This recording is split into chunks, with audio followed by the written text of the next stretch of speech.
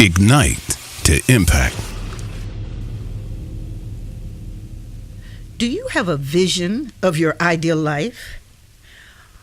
Or are you a leader who is not real sure how to lead your team? Are you uncertain about your future and perhaps need a vision? Well, my guest can answer those questions and more. Hi, welcome to Ignite to Impact, where influencers hang out and share their stories of success and struggle and let us know how they make a difference in the world. I'm Dr. Geneva, your vibrant life architect, and today I am so delighted because Shawn Fair is with me. He's a corporate leadership consultant, sales, and vision expert, all of that good stuff. And he really does define leadership in a variety of ways, and that's one of the reasons I'm looking forward to this conversation. And Shawn has the reputation of a real unique ability to bring folk from all different levels of an organization, of a corporation together and help them understand that team performance is really based upon the leader's ability to lead. And so join me in this conversation. It's going to be great. He's had over 20 years of experience coaching, speaking, and what's always most important, real life. Shawn, how are you? I'm doing fine, Dr. Geneva. How are you? I am terrific. I am so glad that you're with us and will share your marvelous expertise and experience that you have. And so let's get into it. You know, since we're talking about leadership, what is a leader? Well, a leader is one that serves people. And a leader demonstrates certain attributes. One attribute is called lead by example. Mm-hmm. And typically when I talk about leadership, I talk about leaders in the corporate sense. Mm-hmm. And so lead by example doesn't necessarily mean that I wouldn't ask you to do things that I wouldn't do. It doesn't necessarily mean that. But what it does mean is that I do and I know and I understand my job as a leader, and I do it at 150% as it pertains to the employees. Mm-hmm. Because the employees can care less about the functionality of your job. They only care about the things that you do that directly interacts and affects them. Mm-hmm. Okay. Right? So lead by example, doing your job at 150%. Being the reflection that they need to see is the most important thing about being a leader. Mm-hmm. So that's what you mean when you say lead by example. You're really talking about the ability of leaders to be role models. Absolutely. And, kind of pave the way, show the way. People have so many different perspectives on leadership. How'd you come to this perspective that you have? Over the years, I've worked with a lot of good leaders, and I work with a lot of bad leaders. And I really just I took mental notes on what the good leaders do day in and day out. Okay. And again, it goes back to demonstrating the right qualities and the right attributes. And through that, you start to gain a certain level of respect, but not only just respect, you actually start to like the person that you work for. Mm-hmm. And so one of the main questions that I always ask managers, is it important for your people to like you? Okay. And I get a lot of mixed answers. People say, well, they should respect you. And I say, no, they should like you, because if I have to go to work for someone that I antagonize or I don't like every single day, mm-hmm. that's a hostile environment. Mm-hmm. And so, yeah, does respect play a role in it? Absolutely. But what I found is that leaders really, truly don't understand what mutual respect is between themselves and the employee. And how I kind of break that down is this, mm-hmm. is that when a new person comes in the organization, The manager has the responsibility to break down their rules and regulations, their policies and their procedures, the expectations. There should be a 30, 60, 90-day game plan. They send them through an onboarding training that's 1 week, 2 weeks, or 3 weeks long. And if you're a good manager, you know that they're not going to know all that they need to know during that period of time. You create a secondary training agenda, right, to cover all the things that they didn't get in training. You partner them up with someone who's been with the company for 2 years, 3 years, or 4 years, just to get them totally up to speed so they're confident and competent to do the job. And if a manager has done that, they have shown the new hire proper respect. Okay. But if they haven't done that, then quite naturally, if you're not getting the respect back, I always say, did you do your job? And did you respect them? Okay. So manager, leader, is there a difference between the two? No, there's no difference. Obviously the manager has tasks that they have to do, but they also have to lead people, which includes holding folks accountable. And the manager has to do that. And sometimes the one thing that's lacking in organizations, and I don't see managers do a lot of, is holding their people accountable. Because some managers deem that to be a negative thing, and obviously some people, their employees, they deem that to be a negative thing. But accountability is nothing more than a growth tool. But if I'm a manager and I demonstrate the right attributes, when I hold you accountable as the employee, you know exactly what my intent is, and that is to make you better, to help you to become the best team member that you can possibly be. But leadership goes way beyond the manager. Okay. Every employee in the organization should be developed to become a leader. And all it is that when you are a leader and you're a team member, it means that you take ownership of your position. Okay. That means that you care about your job. You expand your capacity in your job. There's always continued growth. And as a team member, the team member should know their job better than the manager does their job. Okay. And so, that's interesting that you would, you talk about the manager and then the leader and then the responsibility of the manager to develop all to become leaders. And one of the things that I know, I believe, distinguishes leaders is their ability to not only have a vision, but to be able to communicate a vision, be able to talk about it, be able to rap about it, and people understand that. How do managers get a vision? Well, the company has to have a vision first. Okay. Because if the company doesn't have a vision and then managers are trying to create their own vision and not knowing exactly where the company's trying to go, disaster is bound to happen. Okay. And so every manager and every employee should know the value that their organization brings to society.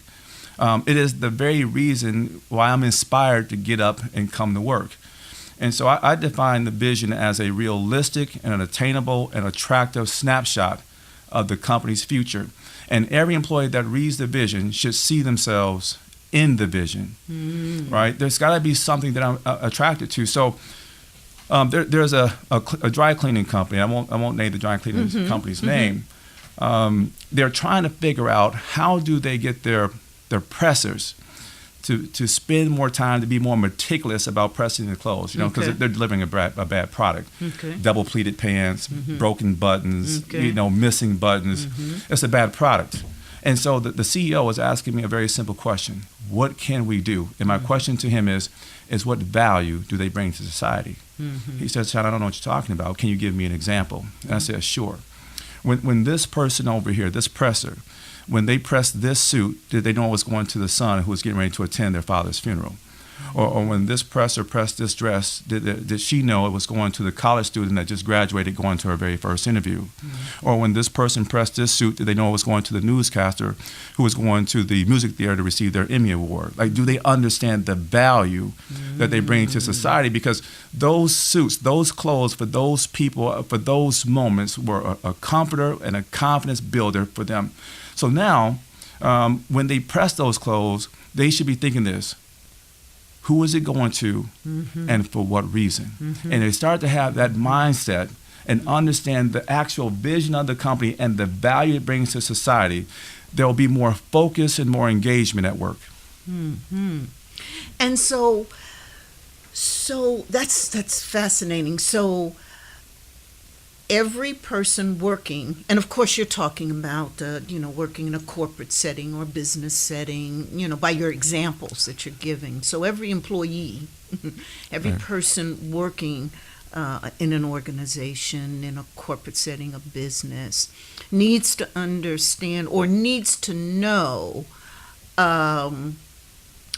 what's happening with the product or service they're creating or they're touching or they're making come alive. They Right. need to understand, you said, the value of that. Okay, so how does a leader or a manager, and I know we seem to be using those words interchangeably, but I'm going to come back to that one in a minute. Right.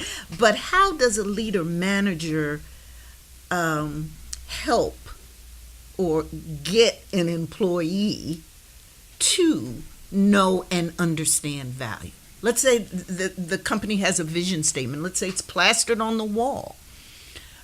Is there more to it than just being plastered on the wall? And how does a leader make a vision become alive? Well, first, it goes back to the definition of vision. Okay. When I say credible, realistic, and attainable, the next word is attractive.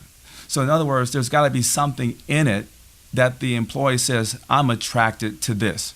So let me just give you an example of a snippet of a company's vision statement. Okay. So this great. one company says, we pride ourselves in developing innovative people. We do this by allowing them to spend quality time with their family members so that when they come to work, their primary focus is on work. This creates a great end user experience. Now, the question becomes, a great vision is backed up by policy. How many days does those employees get off per year is the question. Mm-hmm. Now, for this particular company, they get 90 days off per year. Mm-hmm. See, when an employee reads a vision and they see themselves in it, okay, right, and they believe, and there's something in it that's attractive for them, that's how you encourage the engagement and the focus at work. Okay. So can we review those? I think there were 3 components you had. I know attractive, realistic. What was the? It's attainable. And attainable. Okay, so there are those who say that a vision is always something that's beautiful, that's out there, and really what not necessarily can be attained, but that's that hope, that's that dream. What do you mean when you say attainable? Well, I think a vision it is attainable. Okay. It's just, but when you attain it, there should be another vision that's put out there. All right, so it never stops. It just keeps rolling. It never stops. And I tell companies this all the time, is that when you get to the point where you stop growing, yes, then you are getting into a very challenging environment. Because once you plateau, there's only one way to go, and that's down. And you may be able to maintain for 3 years, 4 years, or 5 years, but sooner or later, right, that curve starts to trend downwards, right? So there should always be a vision after you attain one vision. You should be going to the next vision. Okay, so that vision keeps rolling on because you keep dreaming, you keep wanting to be better. So you're positioning vision as a necessary ingredient, that vehicle to growth. Absolutely. Is that what I'm hearing? Absolutely. Okay. If you're just joining us, I am having an inspiring, eye-opening conversation with Shawn Fair, who's a corporate leadership, sales, and vision expert. And he's been all around the country talking about leadership, helping corporations, employers, and employees learn what vision is all about. And as you know, Ignite to Impact is sponsored by Dr. Geneva Speaks, and I want you to make sure that you check out soon coming our Vibrant Life Blueprint. And it's exciting, and it really relates to this conversation we're having, because one of the things we talk about when we talk about Vibrant Life is having a vision. And Shawn, one of the things that I'm really intrigued about is your ability to take this whole concept about vision and really break it down to what a leader or a manager has to do. Let me ask you, do you believe that an individual in his or her everyday life needs a vision? Well, absolutely. You got to have a plan, right? And but what we find is that most people they do not have. I call it a growth plan. Okay. So you can call it a vision, but every individual should have a growth plan. When we were in school, if you go back to preschool, you go back to grade school, high school, college, we had a curriculum, right? Mm-hmm. The teachers gave us a curriculum, but after we graduated school or we stopped school, there was no curriculum. We have to develop our own curriculum for growth. And I can say this is that the person that we listen to the most and the person that we talk to the most is ourselves. But if we're not growing and we're the person that we listen to the most, we're going to end up making a whole bunch of bad decisions. And so there should be a personal growth plan to constantly expand your capacity. Learning never stops, and leadership is for everyone. Because if you're a husband, you have to be a leader in the household. If you're a wife, you have to be a leader in the household. If you're a child, you're going to school, you should be a leader within the school environment. And I believe everyone should have leadership qualities and abilities. And leadership, the definition of leadership is simply this. It is your ability to influence others. That's what leadership is all about. And I tell managers this all the time, is that you cannot be a great manager if you cannot influence your people and you cannot influence your bosses. You have to be able to do both. There are certain authorities that you do not have that has to come from the people that's above you, and you have to have influence there. That's what leadership is all about. Mm-hmm. And you talking about, we were talking about employees, employers, the corporate setting, business, but you bringing in that really everyone has the opportunity to lead or will be leading in some way or another, a husband, a wife, a child. But I've run into so many people who don't see themselves as leader, or that they have, that role, or that role is for them. But you're defining leadership as influence. Yes. Say a little bit more about that. I want you to take that just a step deeper. What does that mean? That leadership is about influence. Listen, whatever you want to gain in life, and I'm going to kind of tie this into your vision. Okay. You cannot achieve your vision by yourself. Mm-hmm. It requires that you have people that help you along the way. Mm-hmm. And no matter what you're trying to accomplish, no matter what job you're trying to get, no matter what company you're trying to open, no matter what you're trying to get into, you have to have the ability to persuade others to buy into what it is that you're trying to do. Mm-hmm. If you think that you can get to where you're trying to go by yourself, and obviously we all need God, mm-hmm. It's going to be a very tough road trying to get there without the ability to influence. Mm-hmm. And I think that's the real key to it. Mm-hmm. Everybody wants something. And this is what I find out about a lot of people. Most people want to change their circumstances, mm-hmm. but they don't want to change themselves. Mm-hmm. And this is a major, major challenge. So if I'm not expanding my leadership capacity, it's very difficult to change your circumstances, but the mere fact you don't have the ability to influence. Mm-hmm. And so all these things, they all tie in together. Mm-hmm. So how does somebody get the ability to influence? Are you born with it, or is it something that's made and developed? I think it's made and developed. I think some people are born with it, but it can be developed. And first of all, you have to look at your circle. you really have to take a look at who do you surround yourself with. Do you surround yourself with leaders, or do you surround yourself with followers? Right? Because if you surround yourself with leaders, you'll start to learn from those people. Right? Listen, you're only as good as the circle that you're in. And if you are the top person in your circle, you probably need to change your circle. Okay. Yeah. Okay. All right. Okay. And in this part of the conversation, we are really interchanging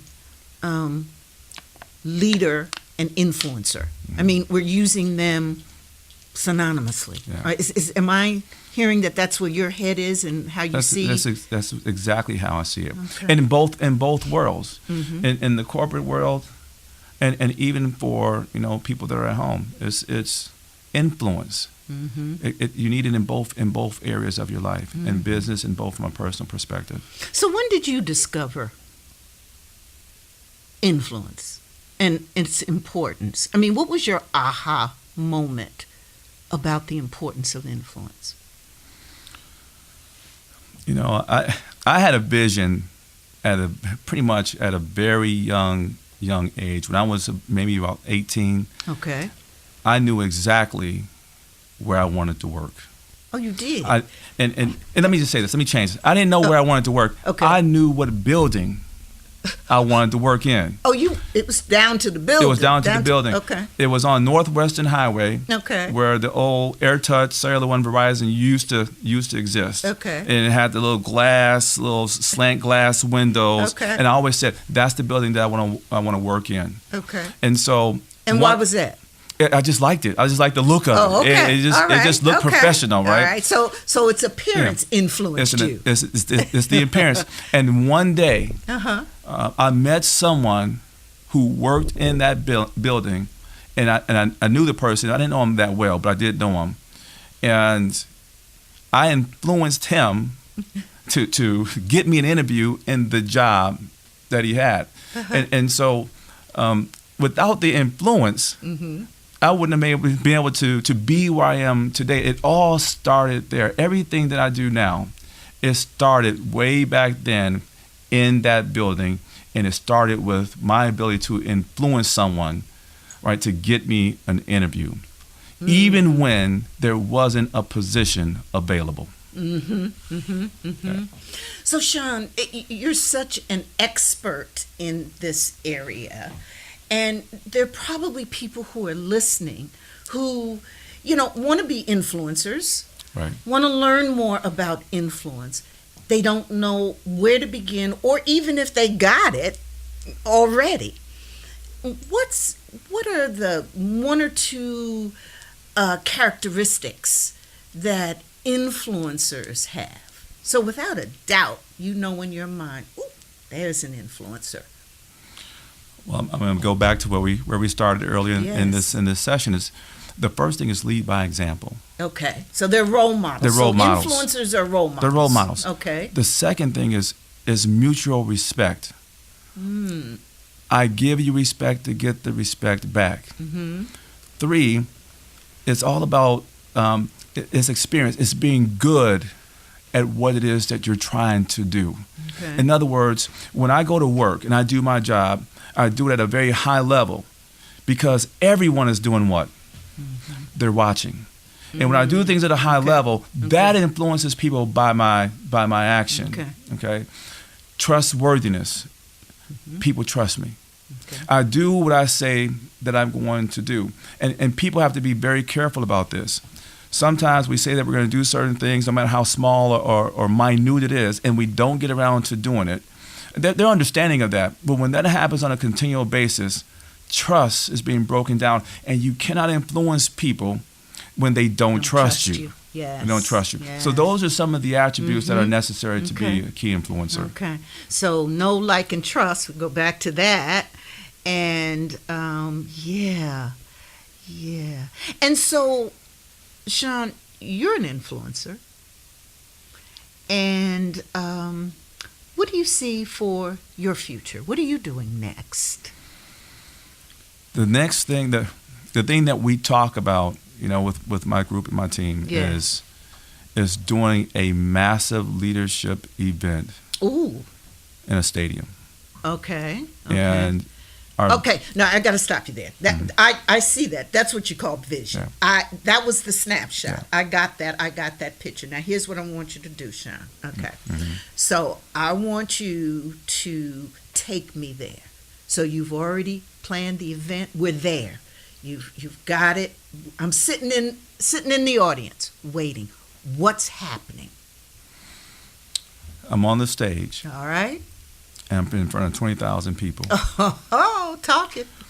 And while I'm talking, you can hear a pin drop in the room because everyone is reflecting on every area of their life that they need to change. Ooh. Now, see, that's a vision. Yeah. See, that's a vision. Now, see, you need to do that, take that all around the world. That's phenomenal. Yeah. And so then after you're on the stage, pin drop, everybody's thinking, everybody's deep in thought. What happens next? How do they actualize what they're thinking about in their head? What would you do next? I mean, where would you take us? The next step is to have a platform that people can go to and continue, right, that reflection process. And that's something that we're working on right now as we speak. Reflection. That's a key technique, isn't it? It's a key technique. When I work with managers or individuals, I don't tell people this is what you're doing wrong because that doesn't really work. Because if you think this and I think this, all you get is this.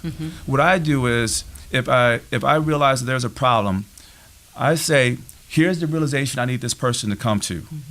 Here are all the questions that I have to ask to get them to come to that realization on their own. That's what reflection is, and that's what encourages the change. So that vision, the reflection, the actualization, change. Right. Phenomenal.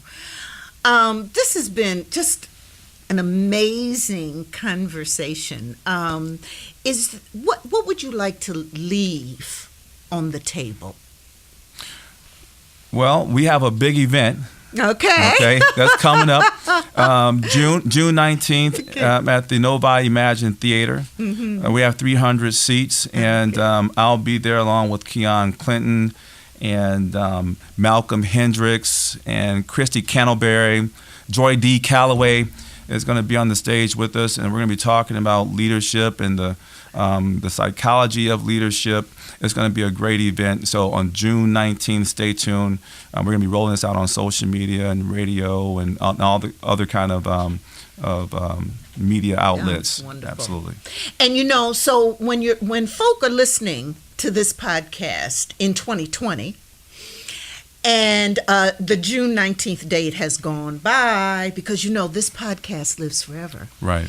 What I want them to, they will be buying tickets to the 20,000 people in the stadium event. Right. Right? In 2020. And they'll be hearing all about Shawn Fair and his view on leadership and helping to actualize people's dreams and vision. That's an incredible legacy. It's a wonderful legacy. Do you think about it from that perspective, the legacy, the teaching that you're helping people? I do. Yeah, that's wonderful. And 20,000 people, and I assume that will grow and grow and grow. That's what's going to happen. That's the vision, right? Yes, absolutely. Shawn Fair, it has just been a delight to have this conversation with you and to hear not only about vision, but your down real talk about influence, the conversation about what good leaders do and how we can spot influencers. All of those are great takeaways, and it's been my pleasure. And promise me you'll come back right before that big 20,000 person event, and we can talk again. I promise you. Okay. Thank you so much for having me. I appreciate that.